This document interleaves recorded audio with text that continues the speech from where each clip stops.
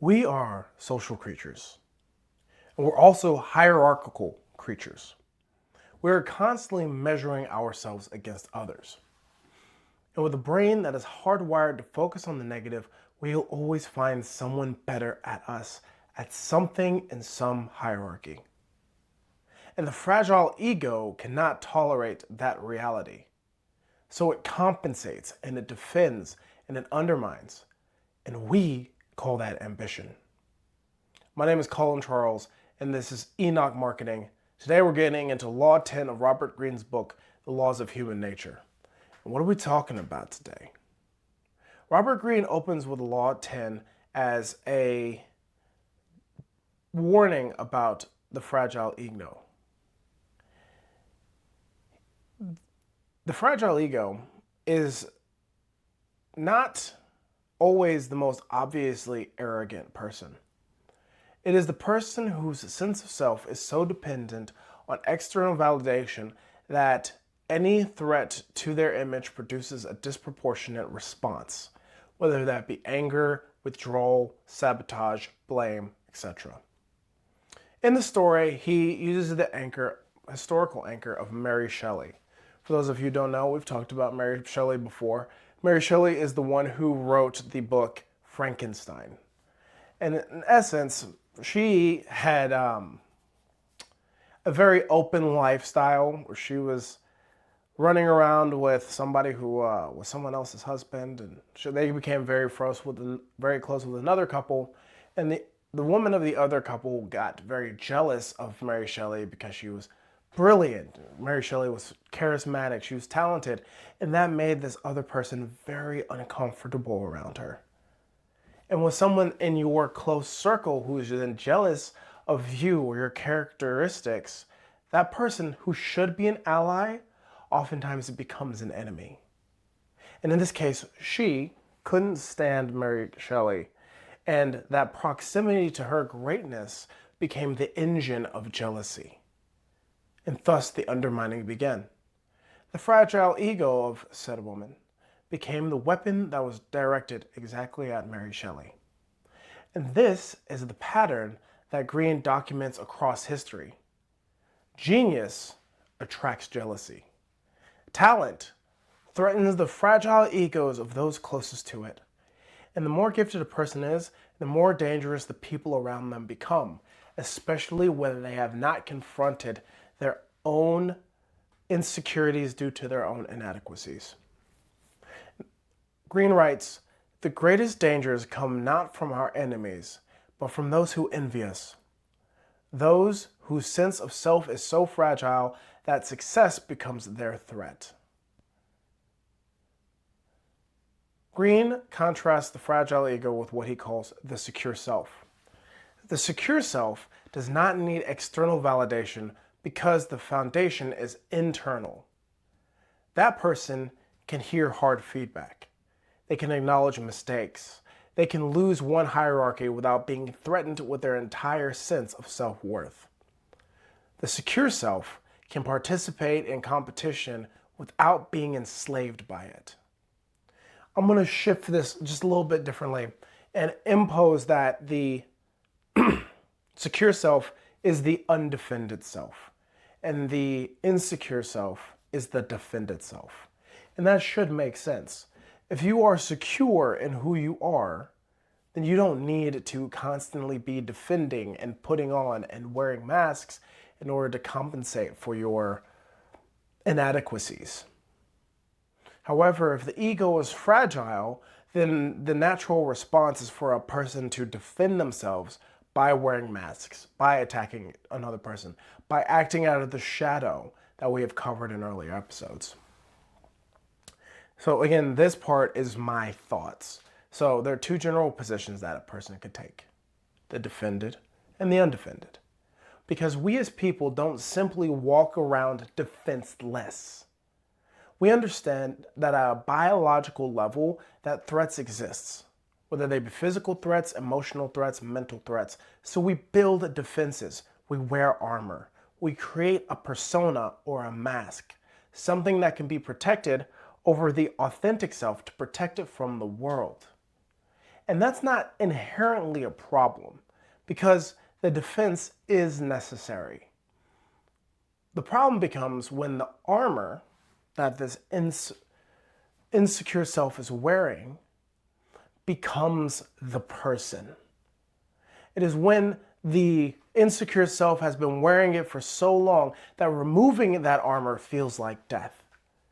And when any threat to that armor or that mask is experienced as a threat to the self behind it.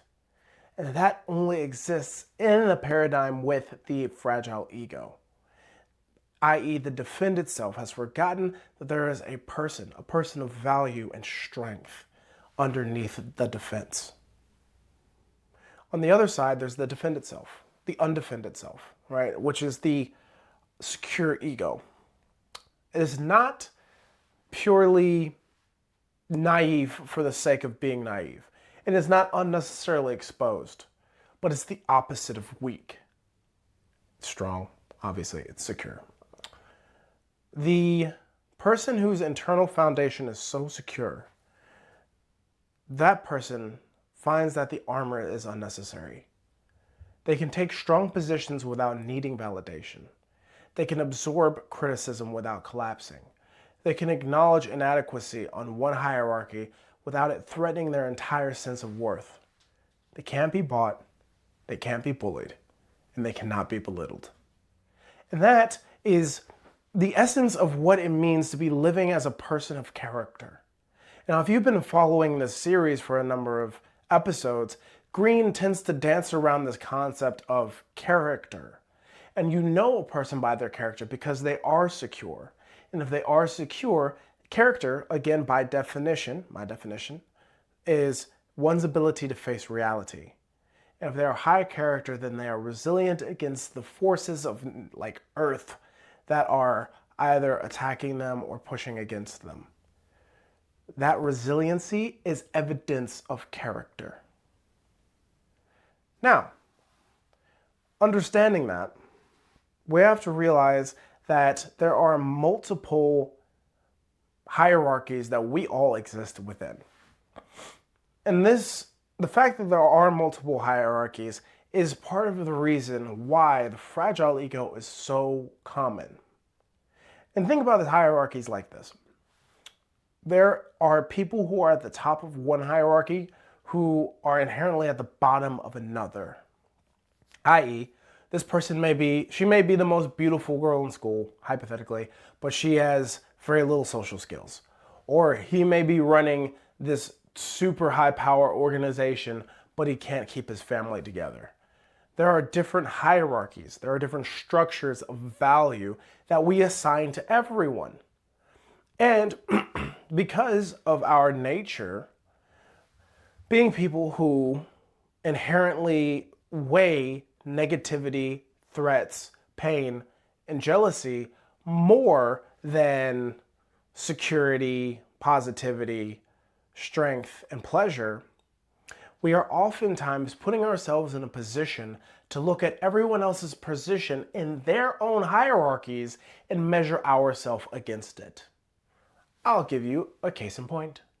I'm Colin Charles. I'm the CEO of Enoch Marketing. Is that going good? It's going great. For my expectation, are we the biggest marketing agency in the world? Not even close. Are we making as much money as like Alex Hermosi? No. I want to be, maybe one day. I'm not sure if I want to put my soul into it as much as he does, but we exist in different places on the hierarchy. And I can admit, in this hierarchy, he's doing way better than I am. Are there other hierarchies where I'm doing better? Yes. I don't know him enough to be able to compare, but I know that there are. So within there lies differences. Every one of us has the opportunity to look at someone else in a different hierarchy and either say, wow, I admire that person and I want to strive to be like them in this manner. Or we're going to look at this person and say, I'm jealous of them, I detest them, and from the place of the fragile ego, I want to undermine them. And it's all a competition of status. And there are so many hierarchies across society and the world that no one person can rule all of them. There's nobody who's the top of every society. You might be the smartest person in every room you walk into, and you may still have a lot of social problems. So you may be one of the people who's the most charismatic in the world, but guess what? Maybe you're terrible with like math, accounting, and economics, and you have money problems. There is always going to be one thing or the next. You have to understand that you have a place in yours, and finding security in yourself is the beginning of freedom. Many people often chase the top of a hierarchy thinking that if I get to the top of this hierarchy, then I will be safe. And that is absolutely a trap. The race for status it's a false summit, because once you get to the top of having the most money, the most friends, being the smartest person, etc., that doesn't make you secure. It actually just multiplies the number of people who are trying to take your place. So keep that in mind. Just freedom does not come from how much you can gain or how high in the hierarchy you can climb. Freedom comes from understanding the pressure to become that thing or the pressure to belong is not from you, nor will it help you. Know thyself. And in knowing thyself, you can find freedom. Now, institutionally speaking, that's very difficult to do because we oftentimes move throughout institutions. My big one and the majority of the time I spent was in the Air Force. And if you know anything about the military, besides the fact that it is a little bit of a caste system, they're very strict on their hierarchies. Rank is an explicit measure of worth. Promotion is the validation that the fragile ego requires. And in a system where advancement determines everything, resources, authority, respect, identity, the stakes of the hierarchy they're just high. And that's, again, kind of to the animal brain of us, right? Is that because our lizard brain understands that the higher you are in the hierarchy, the more likely you are to reproduce. And that is something we need. So we oftentimes search for the highest part of the hierarchy, regardless of whether or not it's a trap.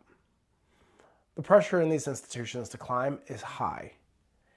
And that produces an environment where the shadow gets weaponized in the service of climbing the hierarchy. Now, we talked about the shadow before, that being all the repressed parts of the self that go underground and drive behavior from below, Grendel's mother. And in a healthy environment, the shadow finds integration. But in a society that oftentimes lends itself towards being fragile and insecure egos, where people are rank obsessed and always measuring each other's status, the shadow finds utility. And people allow their shadow to make moves that would be unsavory towards teamwork, thus making the Blue Falcons, thus making my captain that I worked with who was openly ready to bend and spread for whatever needed to be done. These moves that the shadows speak contradict the values of the institution oftentimes, like undermining positioning, sacrificing colleagues to protect your own advancement, being a Blue Falcon, which is far from integrity first, service for self, and excellence in all we do. And here's the trap. Now, the people that make it to the top of these hierarchies are often the ones most willing to let their shadow do the work. These are the ones who climbed by defending their fragile ego at any cost. And I saw that firsthand, working with one of the highest ranking people in the organization. The shadow comes out. And when it does, it does come out, it often comes out without a person's, I would say consent, but without their control of the shadow. They arrive at the top. And the fragile ego is still there. It's still being defended. It's still terrified. Only difference is now you have enemies. Because everyone below you is still trying to get your spot, running the same calculation in the same place that you did on the way up. If you are a person of a fragile ego and small character, understand when you get to the top, it is only going to get exponentially harder. More threats, more ways to fall, more things to go bad. And getting to the top will not fix your insecure ego. And I've watched this across multiple jobs. Like we said, the Blue Falcon, the commander, many other commanders, many other people that I worked with. This pattern repeats itself at every level of the hierarchy because the hierarchy itself rewards being a person of insecure ego who's able to jeopardize their character in order to get ahead. And at that, call it all leadership. That undefended self, the person of character, rarely wins in the short term. But it does build something that exists beyond time. That genuine loyalty, the real trust, the kind of relationship where people would jump off of a bridge for you, not because of their rank, but because of you, is something that you develop as you act out a strong character. When you take off the masks, when you allow yourself to be an empathetic leader. And we covered that earlier back in Law 3. Authenticity builds what performance cannot. It is slower. And understand, it will always be easier to raise people who wear masks. And it will be easier than it will be to raise people of solid character. It's always easier to make masks than it is to build character. And furthermore, the process of being someone of solid character is hard and painful. But the fruit of having solid character is more abundant than you could ever imagine. If you choose to wear a mask and be a person of little character, you may achieve your objectives in the short term, but it will come at the cost of your freedom. It'll come at the cost of your identity, and it'll come at the cost of the relationships with everyone you know. So why should you care? Because we're human beings and we are inherently jealous and we tend to be negative. We look up and we envy these people as opposed to trying to emulate these people.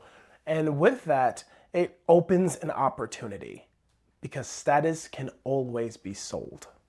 Always. And if we're bringing this into your business, let's make a gentle observation that's going to change the way that you look at advertisements that you will see forever and always. There are really only two types of advertisements. There's one that is jobs to be done and their status, and that's really it. I'll give you an example. A job to be done is, we went over this when we were back at USC. If you'd imagine there's a person who needs to drill a hole so they can put a screw in it, like a carpenter or a machinist, something of the sort. And you have a drill bit. You're going to sell them the drill bit because it fulfills the need of the person. They're not actually buying the drill bit. They're buying the hole that they need, right? In that same way, if you're a CrossFit gym, right, you want to be able to sell your gym, you're not selling them your programming. You're selling them the body that comes because of your programming. You're not selling them the confidence. You're not selling them the heavy lift. You're selling them the confidence that comes as the result of the heavy lift. And you have to understand that the thing that they are looking for. That's jobs to be done. The other side of that is status. Because we are always measuring. Right? Who doesn't want to be the strongest man in the world? Who doesn't want to be the woman with the amazing body? The thing of it is, one must understand that we naturally conflate certain things with status. Youth, health, beauty, fitness, strength, wealth, happiness, vacations. We assume that if we see these in people, then they must be of a high status. And that's not necessarily true. Because some people just got that natural body and it works for them without having to do the work. And those people can't be sold as well, but you can sell things to make them look like that. Because if you look a certain way, we assume that you're a higher status, and in the pursuit of that status, we buy your product. American marketing has built itself on this. They identify the insecurity, they name the inadequacy, and then they propose the solution that elevates the person on their relative hierarchy. Then it's an easy sale to close. Think about it like this, right? If you go to the supermarket and you're about to check out and you look over to the side, there's always like this stack of magazines. And usually they have a bunch of celebrities' faces on them, but there's a couple that would be like, is your sex life dead?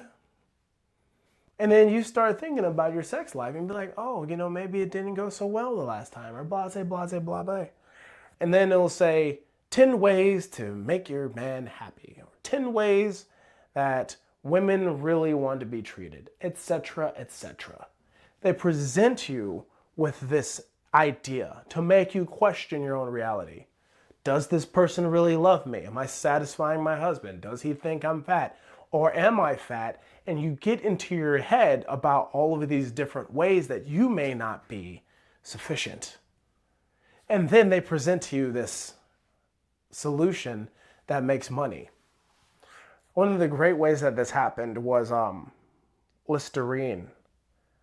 And Robert Greene does talk about this in a passing story way at the beginning of the book. But before Listerine had happened, people actually weren't super concerned about bad breath. Isn't that weird? So halitosis at the time wasn't actually a condition, but they advertised halitosis so that, I think the ad they ran was something to the tune of, could you live with a man that had bad breath? And which is genius. And in doing so, it triggered insecurity not only amongst the men, but also the women who started to notice that their husbands kind of had stinky breath.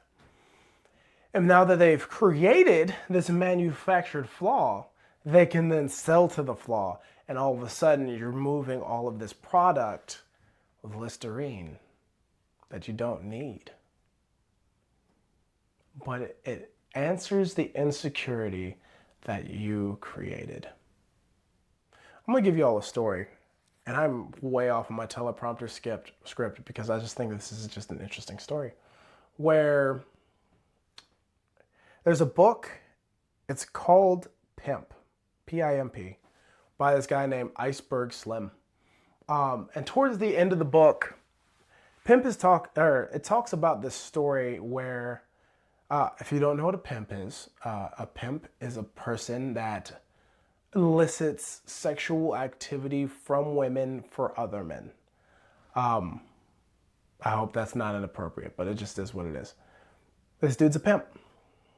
And so he's selling women to other men.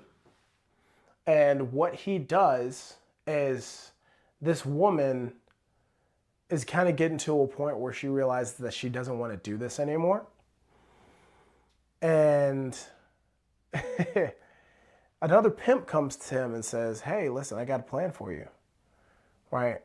All you're going to do is and this is graphic, so trigger warning. Skip about a minute ahead if you're going to have a problem with this. But what he does is he takes this wire hanger and he ends up abusing this woman with it. It's just beating her, and then he runs her a bath. And then gives her some pills to take care of the pain. And you have to understand what that is. That's capitalism 101. This is that same form of marketing where people are appealing to your lower ego, right? So what the pimp did is that he caused her harm, which in no ways do we ever condone any of that. But he causes her harm and then gives her the solution. And then she'll be so obsessed with the solution that she forgets that he's the one who hurt her in the first place.